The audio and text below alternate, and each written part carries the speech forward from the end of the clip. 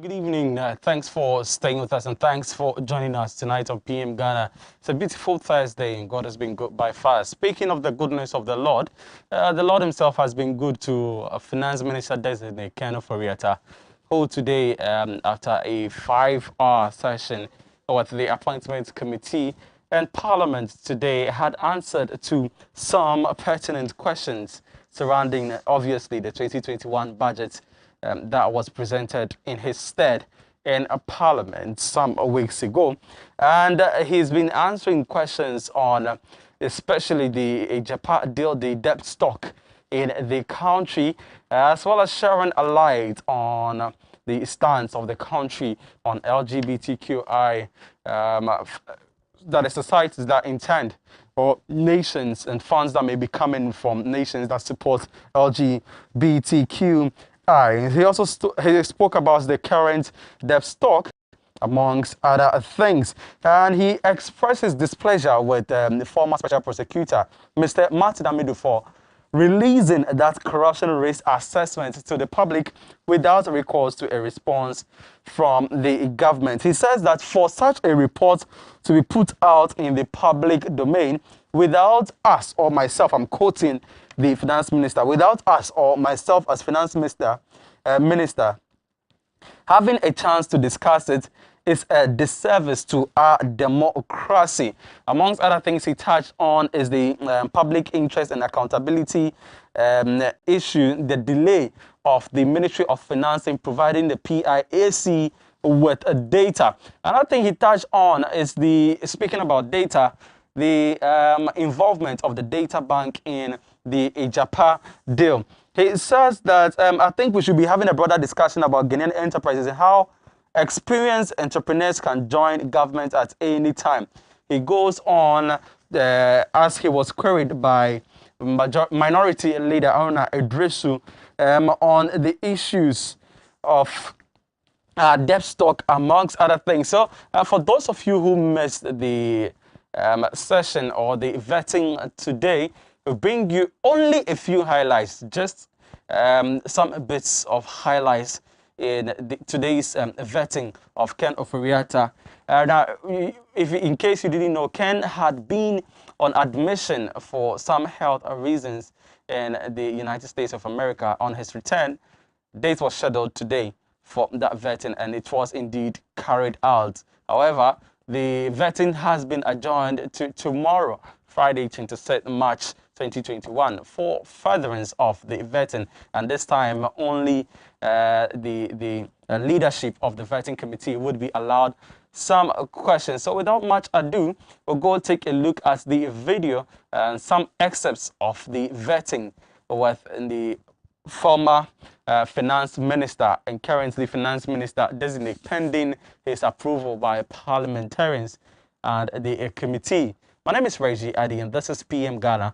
Take a look at this one and we'll come back to continue. Today and tonight, the show is going to be in two folds. We were also at Parliament yesterday to speak to a member of Parliament for the Sanerigu constituency, Honorable Alassane Fussaini, taking his thoughts on the budgets, amongst other things. So today is a two-folded show.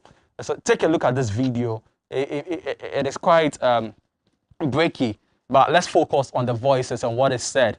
And when we come back, we'll continue with the show tonight. Stay tuned. Normal, in which there seems to be quite a bit of debt by all countries. What do we do with our natural resources to leverage it into equity? And I think that's a question we have to face. Now, as to how that is mobilized, the issues we contend with, I think that's the reason why President wants us to submit, so that there are issues around it. But philosophically, I hope we are all going to come to terms with the reality of diversifying how we capitalize and fund our transformation, which we intend to do.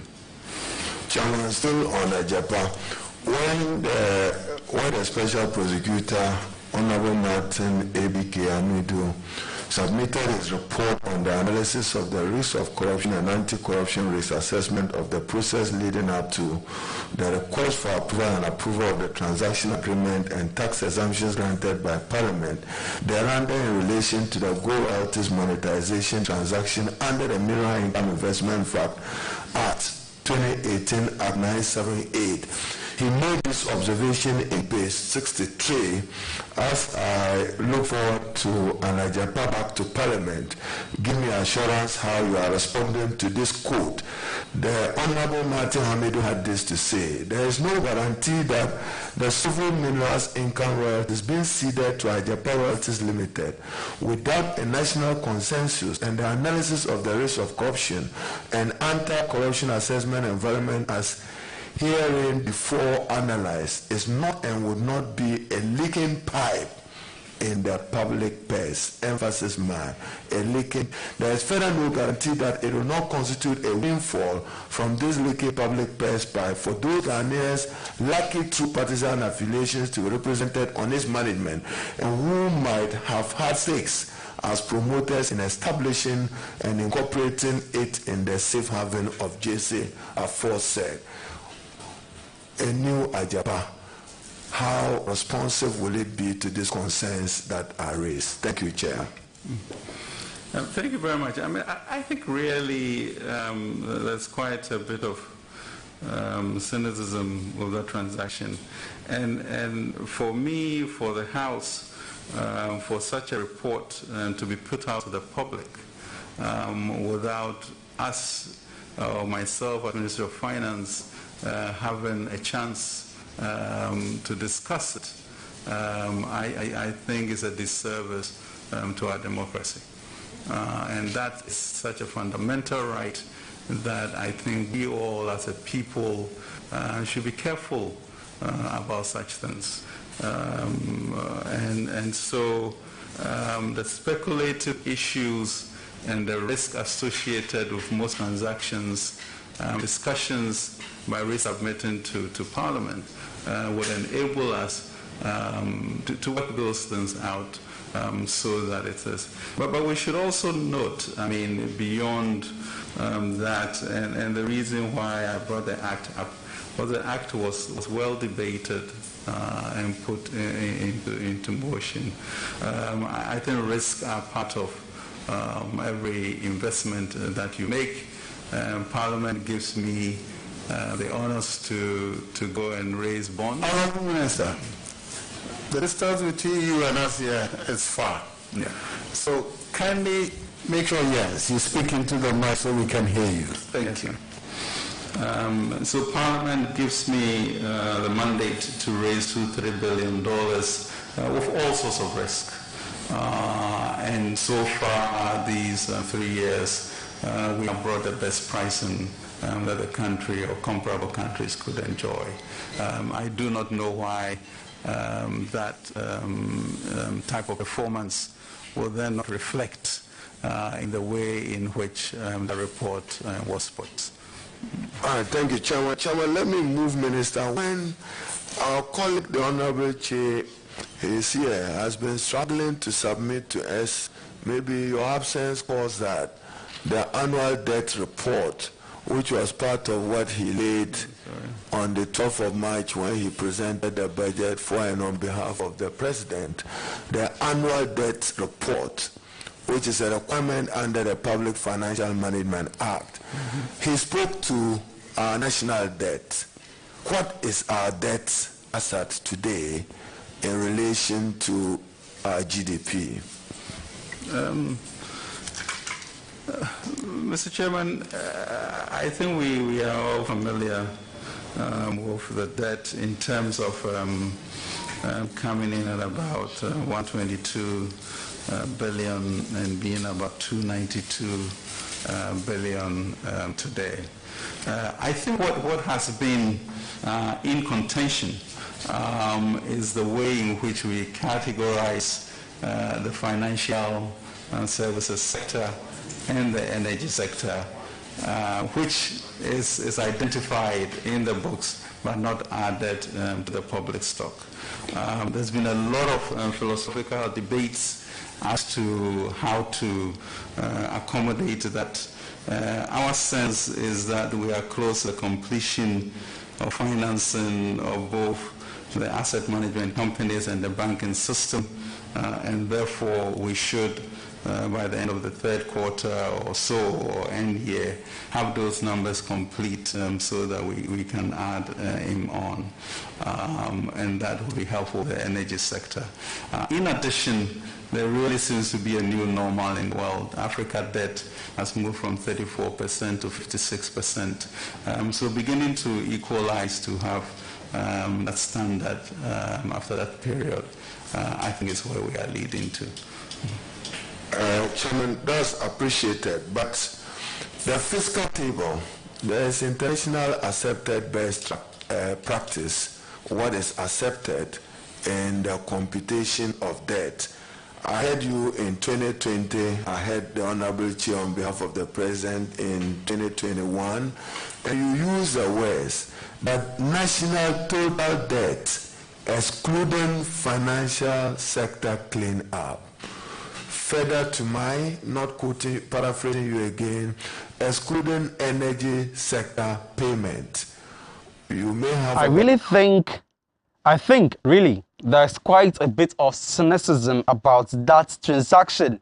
And for me, for the House, for such a report to be put out on the public without myself, as Minister of Finance, having a chance to discuss it, I think is a disservice to our democracy.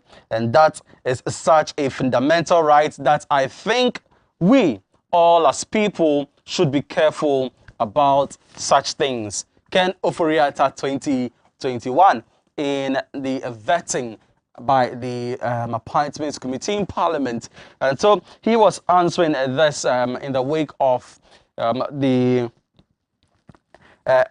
debts and the Ejapa deal that was pushed to him, I beg your pardon, by Minority Leader Ona Adrisu, and at the Appointments Committee's sitting where they vetted him after a long while. Now, speaking on LGBTQ conditions, this is what Ken Ofori-Atta said. According to him, said the government will not accept any foreign aid with the condition of legalizing LGBT plus activities in the country.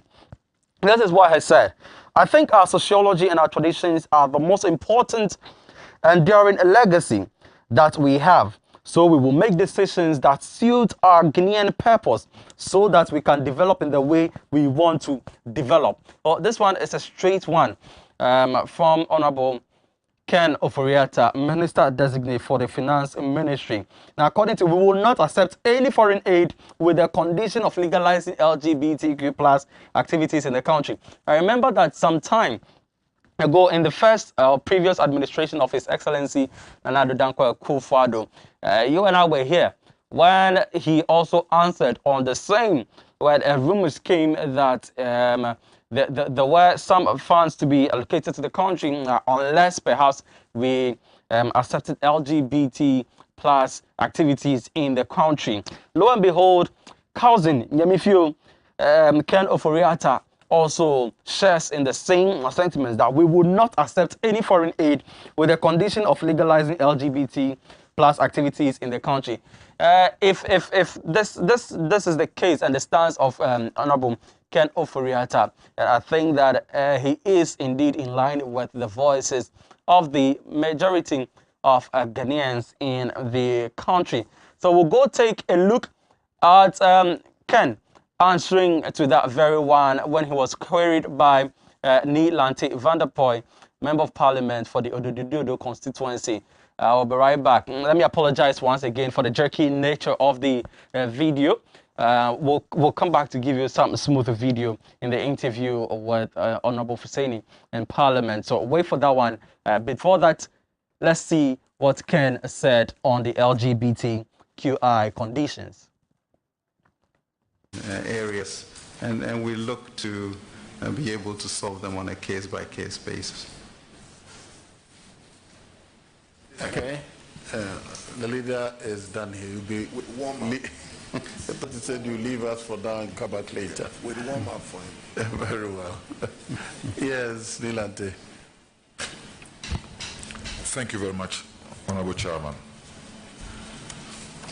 Mr. Nominee, let me start with a very important issue that is agitating the minds of many Ghanaians and other West African states. The U.S. and other West nations have made recognition of LGBTQI rights as some of the conditions under which support will be granted to such nations. As the man who follows up on every negotiation the President makes on issues of our support, what's your take on this conditionality by the Western nations in order to advance support and aid to a country like Ghana? Thank you very much, Mr. Chairman. First of all, I'm not clear that it's been established that it's a conditionality. But truly, I mean, for example, if you look at the decision the President took with regards to termination of PDS, in which $190 million therefore had to be left on the table, I think our sociology and our traditions are the most important enduring legacy that we have. And so we'll make decisions that suit our Ghanaian purpose so that we can develop in the way we want to develop.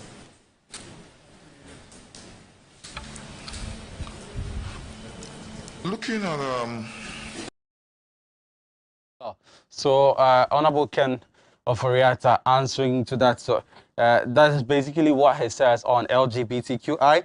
We will not accept any foreign aid with the condition of legalizing LGBTQI+. So for the allies of LGBTQI, we're sorry, but it seems that the stance of the nation still is very adamant, and that nothing will be done about it. For those who have always kicked for this not to be, in fact, Ghanaians have the fear that indeed some advanced countries that our country usually seeks some form of grants from do support LGBTQI. There were fears that this could be used as a condition to grant some aid to the country. We stand our grounds on this very one. And so in the wake of all that, many Guineans have indicated that Honorable Ken Oforiatta, Minister Designate for Finance, is or had been quite harsh in some of his presentations. Some say that he has been evasive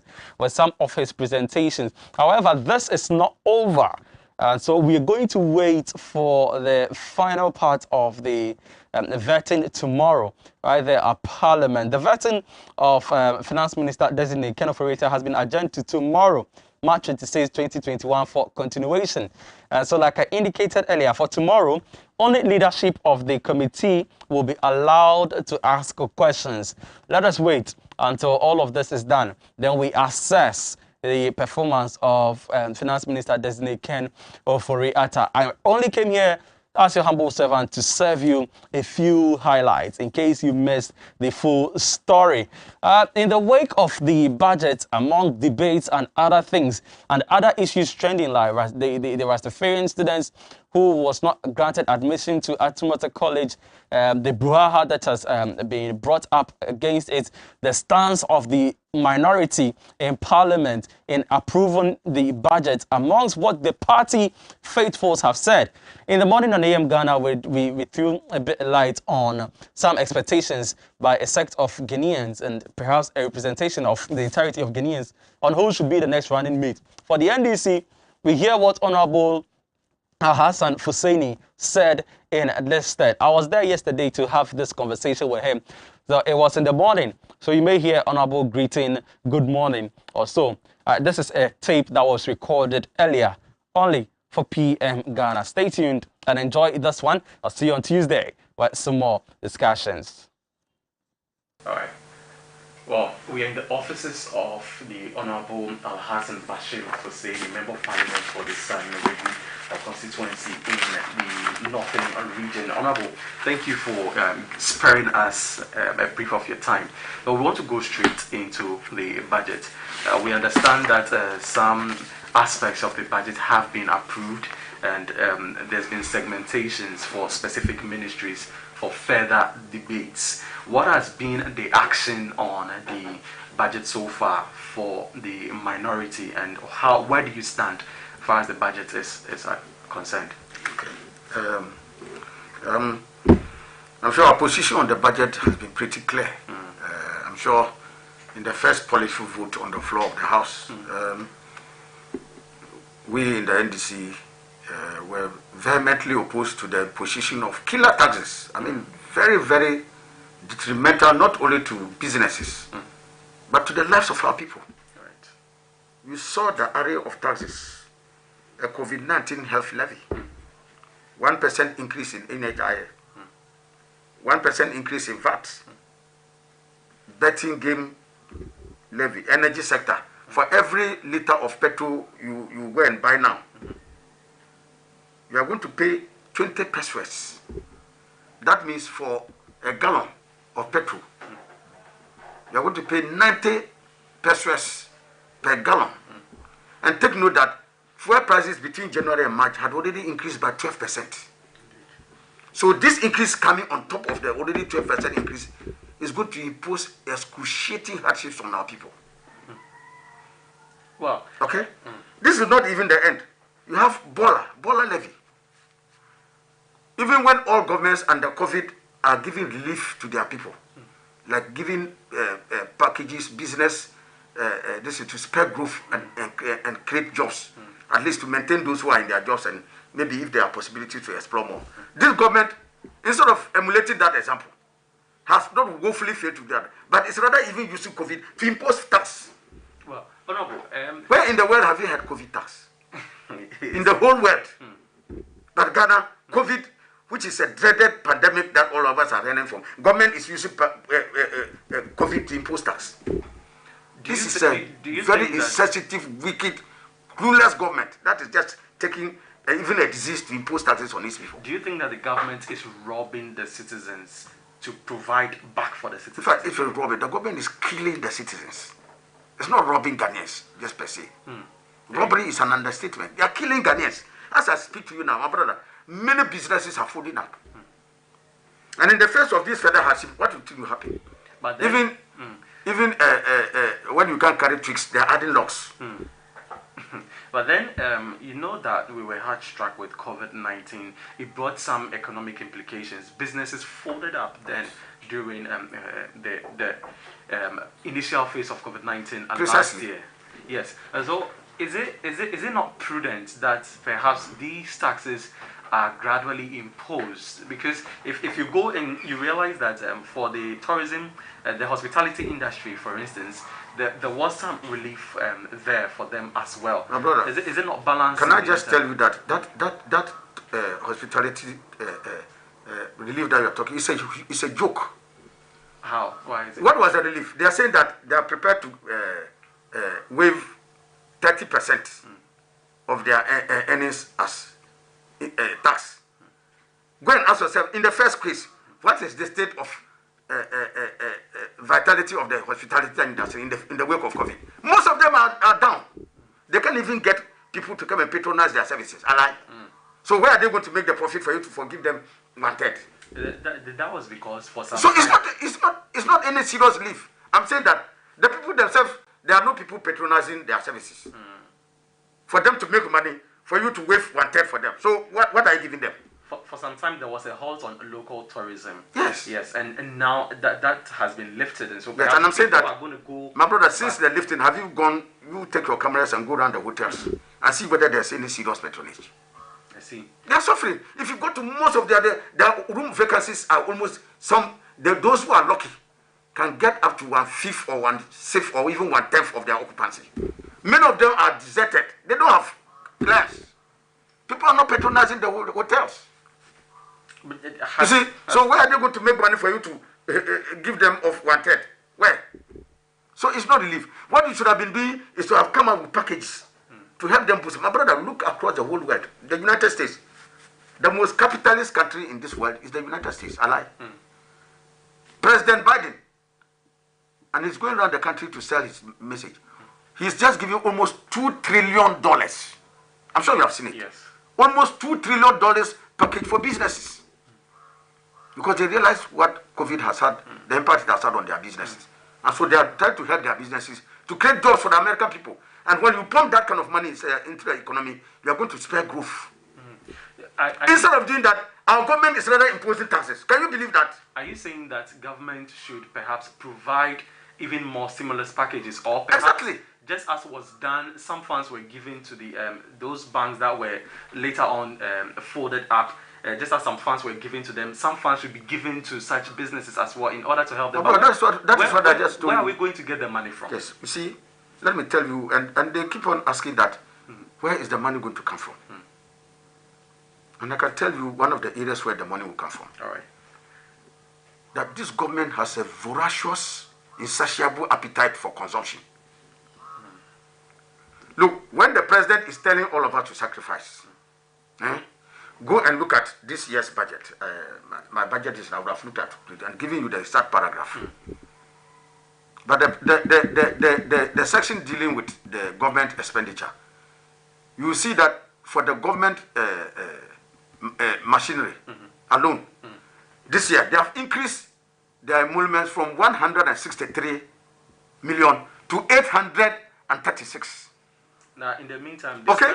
discussions are on that there is a freeze on the civil. I was just coming to, I'm building up. Okay. Okay, so what the government is telling the citizens, that we are in austerity, we are in difficulty, everybody needs to sacrifice. They are increasing their thing by almost 600 million Ghana cedis, just for the office of government machinery. Interesting. Okay, they are increasing by nearly 600 million, from 100 and something to 800 and something. And then they come to the citizens and they say, there's no money. We want you to have a waste freeze. So you see how wicked and insensitive and greedy and callous this government can be. When it comes to the ordinary citizens, there's no money. Tighten your belt. The government is wearing a trousers where there are no belt hooks. They don't even talk of even putting a belt, let alone to tighten the belt hooks. Have you seen the kind of government that we are putting? Well, They're imposing all these taxes on the people and they're feeding fat. So while the citizens are growing leaner and sacrificing, the government is feeding fat and getting obese in the face of these difficulties that we are all facing under COVID. Honorable, the minority side to which you belong, outrightly, though you lost by a few numbers, outrightly rejected the budget from the onset. Yes. I don't want to believe that perhaps the minority is only focused on the business of always rejecting, anything coming from the minority side. What options do you think we have to explore in order to, come ashore our economic standing where we are currently? Yes, like I just said, number one, we just didn't reject the budget in total without any reason. And I just indicated to you the array of taxes from COVID to increase in NHI, VAT, Bola levy, energy sector where they are increasing 20 pesos per liter of fuel on top of the 12% increase, road tolls. All those have financial sector cleanup. This government has messed up with the financial sector. Look, the cleaner that said the banks needed 9 billion, my brother. If you need 9 billion Ghana cedis to retool the banks, for the banks to perform, and you end up spending 21 billion Ghana cedis to collapse banks, is there any sense in that? The banks needed 9 billion to recapitalize, keep all their people in employment. You say you don't have that money. Then you end up spending 21 billion to collapse the banks. And then you now come back, my brother, look at this painful thing. You send somebody home because his bank has collapsed. And now you impose VAT on that person. He's going to pay. You impose 20 pesos per fuel. That person is going to pay. Either lorry fares or you go and buy fuel and you pay. And the person sits at home, and the person who you have sent home is going to pay for going home. You see how painful that can be? You have deprived me of my job. You are sending me home. And in sending me home, you ask me to pay for going home. You see what they have done to Ghanaians? Does the minority totally agree with every aspect of the budget? Disagree. Is there no light that is shown, perhaps in the full budget that was presented? Is there no side that the minority? That's what I'm saying. Over the preponderance of the budget, like we have separated out here, is anchored on these killer taxes. Right. And we are saying that we cannot come to terms with these killer taxes. Okay. So what are you? We cannot. What are you providing? What options are you providing? Because even in some of them, for instance, in the financial sector level, we said why there's not even a sunset clause. Number two, COVID. The 1% COVID levy you have imposed. Is it not possible that by May or June, God willing, we'll get over COVID? Is it not possible? When we get over COVID, at least. So when we get over COVID, why would you continue to tax the people for COVID? These taxes may be scrapped off, perhaps. No, they're posting it for the year. But it's subject to review. No, and I'm telling that they are posting. We know this government, and we are saying that they haven't indicated. That's why we said that it should have been provisional. Okay. So we made a contingent upon the persistence of the COVID. Okay? Then everybody understands that when COVID is gone, it should go. Right. So that nobody has any doubt at all in our minds that. But right now we have doubt that they want to persist. If even they have it, this government will leave the COVID levy for the next 4 years, even when there's no COVID. Right. So discussions have already started in the House, in the face of the budget. What has been your debate so far, and to what extent do you think that the debate of the minority has been assimilated in further pushing the budget for acceptance? Now, we have indicated to the good people of this country that so long as this is stay, we are implacably opposed to this system of inflicting further hardship on our people. And so, to the extent that they want to maintain them as they are, we will not support them. And you know that this one is just a policy that we voted on. We are yet to come to appropriations. So, you know, when the budget is read, Mr. Speaker refers the budget to the various committees. So as we speak now, the various select committees are dealing with. My committee, for instance, communications, we are dealing with the communications sector. The Minister of Communications, Minister of Information, and its agencies are before us now to review their individual budgets. All right. So I believe that is the next move on the budget. Yes. So with the ministries that you are dealing with, I mean, do you approve of the allocations to these ministries? How they've utilized budgets so far, perhaps in 2020, how the Ministry of Communications, for instance, has utilized its budget communicating to the people, informing the people. Are you satisfied with this so far? No, there are areas of dissatisfaction that we have. Going through some of the budgets, there were some of the programs that were supposed to have been well funded for them to take off. For instance, under the Ministry of Information, the right to information, you know, which we expected to go in a certain way, even though the implementation is supposed to be on. But there are some setbacks in some areas, and we are trying to address those issues. With the Ministry of Communications, we are dealing with an array of issues, including some radio stations that were closed down.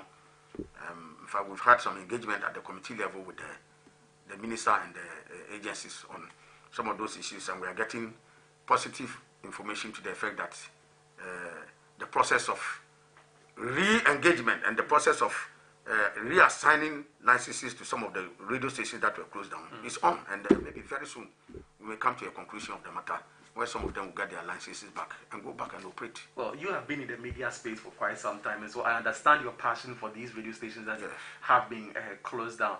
But then let's look at briefly the vetting and approval of the now Minister for Communications, but then Minister Designate for Communications. Your side of Parliament kicked against her vetting and her appointment. No, I'm sure it was the Minister for Information. Okay, that was Minister for Information. Very well.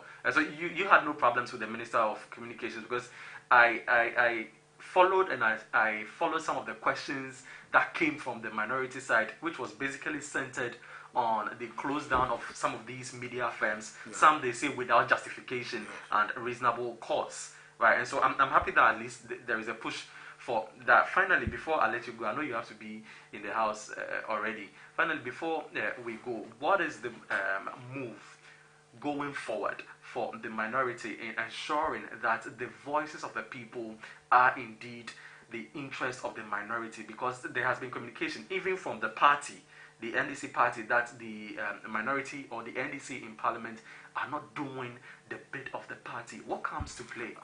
I seriously disagree with anybody, and I have not heard the party say the NDC group in Parliament is not doing the bidding of the party. Well, you heard from the communications director. No, I can discern that in the aftermath of the vote to approve some 3 ministers, there was some hiatus between the party and the parliamentary group, and I can understand the misgivings a lot of our people, party people, had about the approval of the 3 ministers. And as a spokesperson for the NDC group in Parliament, I issued a statement, first and foremost, to, as it were, render an unqualified apology to our rank and file for the understandable anger that they exhibited in the wake of the approval. Why should they be angry? Why should you apologize? Yeah, because, you see, I recognize, and let me say that without any iota of doubt. All of us are here in Parliament by courtesy of their support, of their efforts, of their sacrifice. Some of them paid with even their lives. So we cannot take anybody for granted. Right.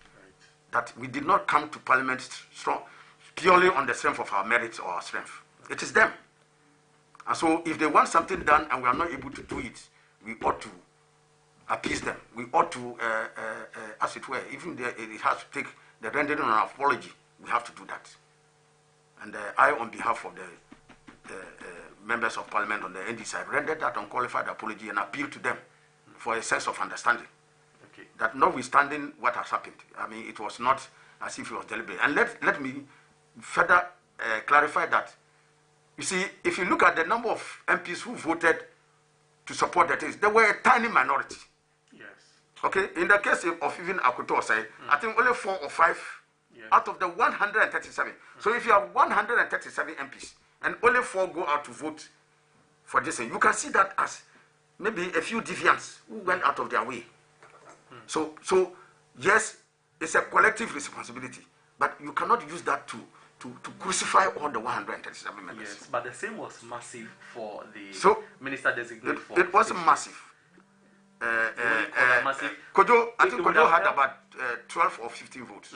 12 or 15 votes. Yes, and in the case of Honorable Hawa. And Hawa had about 20 votes or thereabouts. They wouldn't have in your. Yes, so that's why I'm saying that whichever of the numbers you take, they form a small minority of the entire group.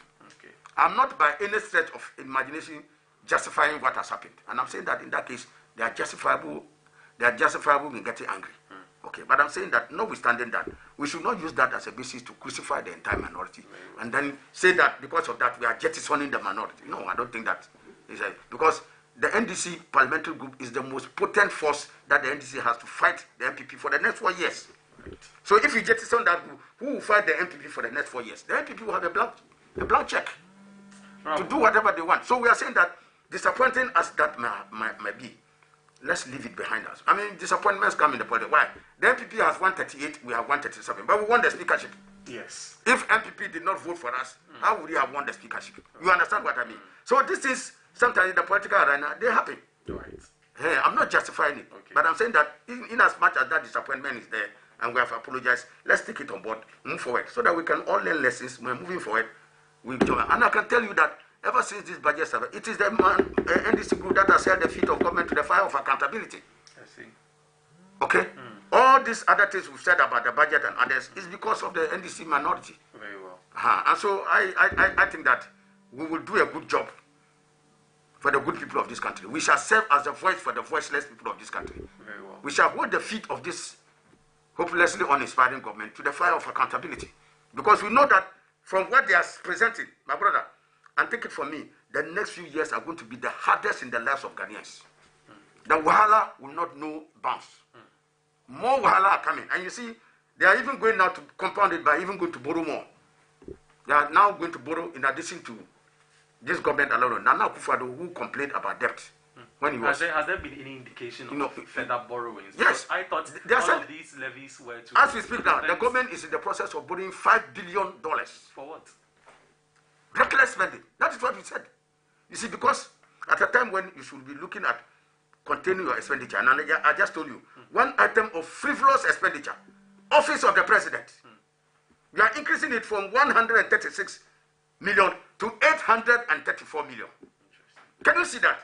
when you are calling on others to sacrifice. So when they tell us that we in the NDC should bring alternative, we are giving them their alternative. Cut down that bogus expenditure.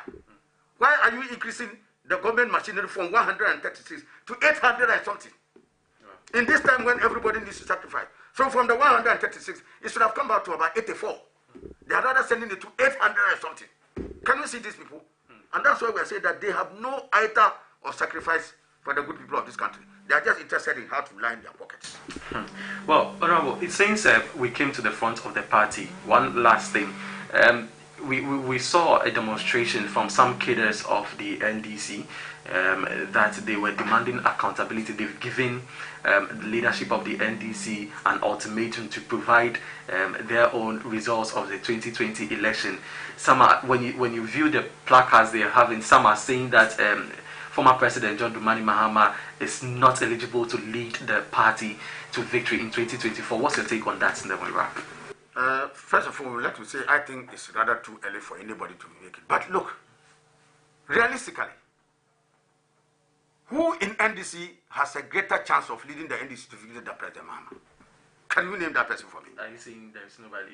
I am just asking you. Your Honorable self, you are eligible. As I speak right now, I don't see anybody who has a greater pedigree in the party today than John Mahama. Not even you. You have served the party for a long time. Me, I don't come anywhere near. I see. I can't compare myself with President John Dramani Mahama. I may go to some districts in the country, they won't even know me.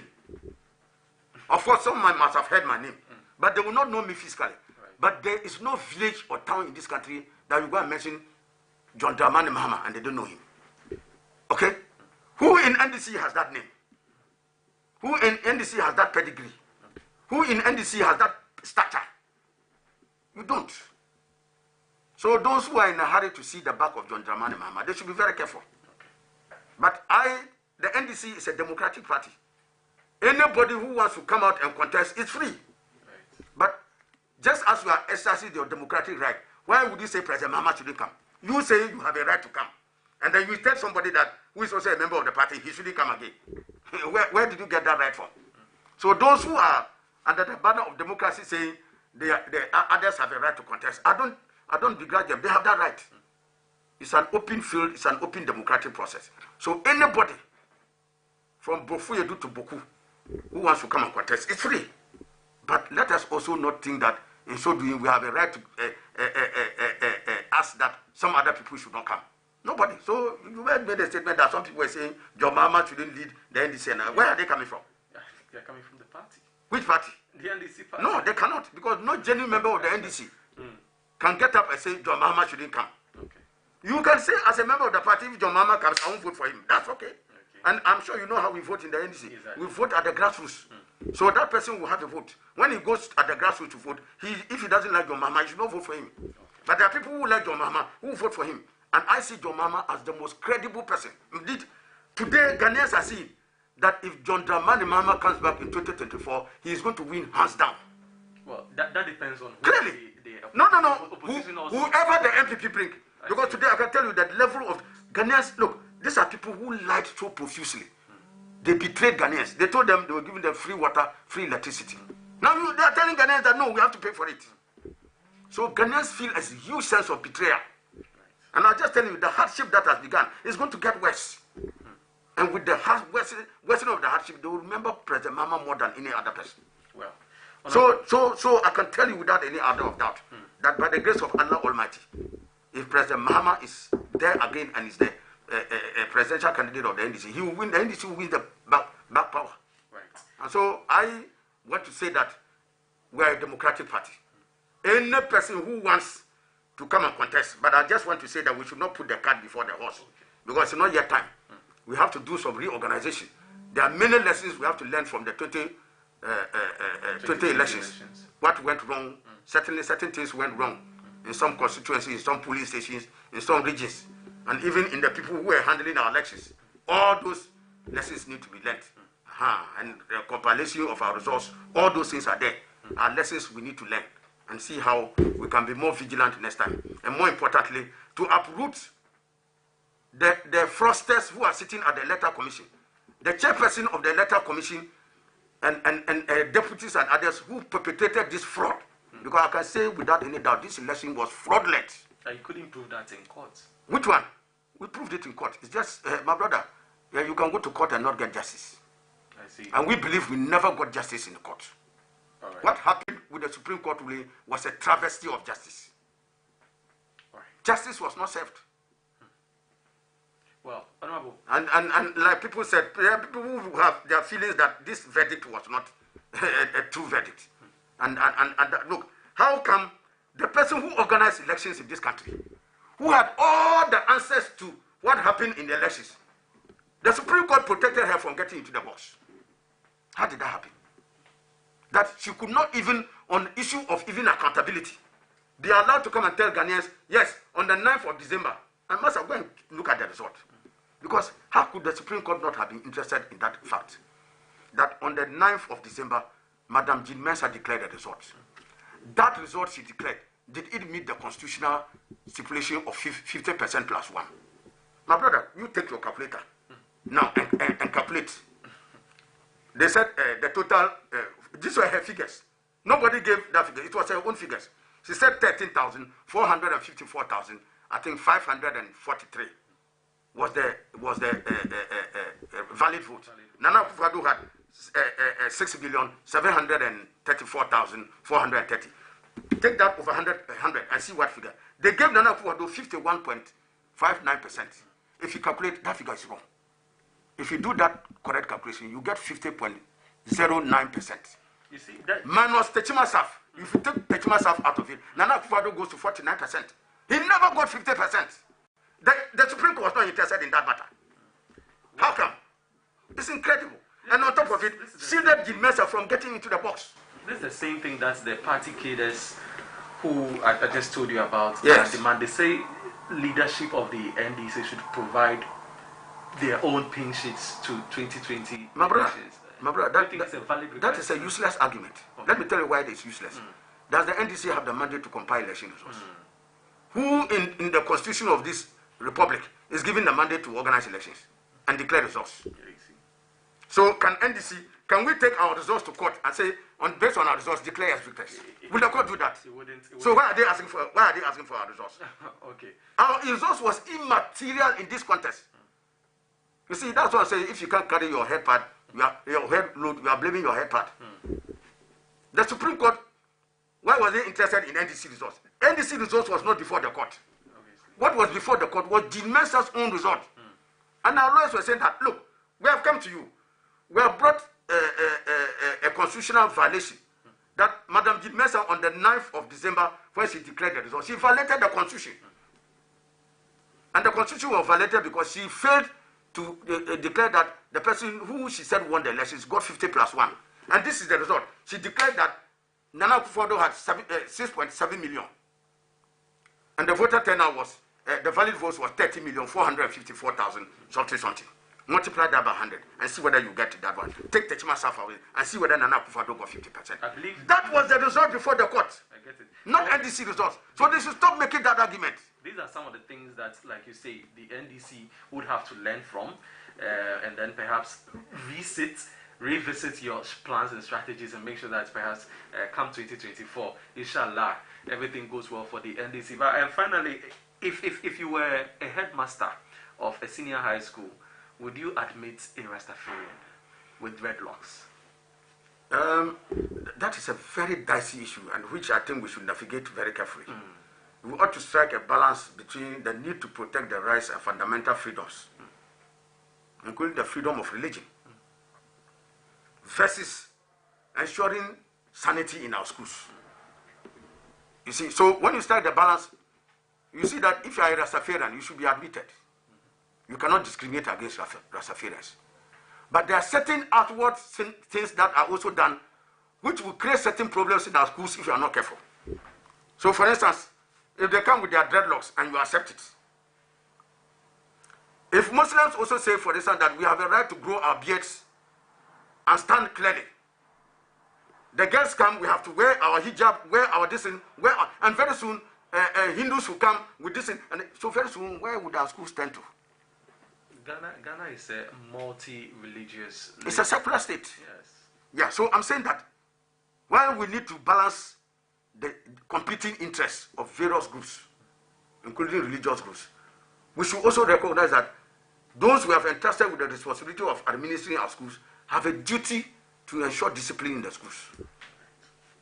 So if somebody can wear dreadlocks, the next time somebody can come and wear something, another person, how would we be able to enforce discipline in the schools? It will be difficult. So that's why I'm saying that we need to strike a very careful balance. That people who are Rastafarians and want to worship their religion, we should know about. But there are certain outward things that come, we should be careful. So is it possible as their students, that's what I'm saying, as a balance, is it possible as students, that in preferring their Rastafarian beliefs, they can sacrifice the dreadlocks for now and still worship Rastafarians until they get out of school and wear their dreadlocks? Is it possible? I'm just hazarding a way we can find a way out so that all of us can be better self, so that you don't violate or look down upon certain religions. You understand me? That is a very sane way. Otherwise, you have proliferation of things that will come up, and the headmasters and they can't run the schools. Very well. Well, Honorable, thank you very much for your time. I know that you have to rush the Parliament. Yes, but I'm giving you a calling. But I think... Yeah, thank you very much. And Adoatv, I've been following you. Are doing a very good job. Thank you very much. But I will urge you to go into the people. Right. There's mass suffering in this country. Right. This government is killing a lot of Ghanaians. And I can tell you without any doubt that if you were to do a survey today, overwhelming majority of Ghanaians are already angry with this government. Indeed, we've heard the concerns, and we and put it on. You go into the market. Food prices are going up. They're shooting up. Look, a bag of maize which sold at 70 cedis under President Mama is now worth 250 Ghana cedis today, and they are freezing wages. You are doing a budget. You have not negotiated with organized labor. Every government, from the time of President Mills, President Mount, President Rollins, they always negotiate with organized labor, know what the minimum wage, and feed it into the budget. There's nothing like that. And you are asking workers, in the face of these killer taxes you are imposing, that they should endure a wage increase. Which labor movement can come down? If this current, they think that the current leadership of TEC, maybe they are boys and girls, they should be careful. Because when the anger of the workers explode, you can't contain it. Very well. Well, we're speaking to Honorable Hassan Bashir Hussaini, Member of Parliament for Sanarigu constituency and in the northern region. We've been speaking about the budget. We've spoken a bit about the call by some cadres of the NDC. We've spoken about Rastafarians in senior high schools, admission chaos. So thank you for joining me. We'll bring you some more conversations. Stay tuned.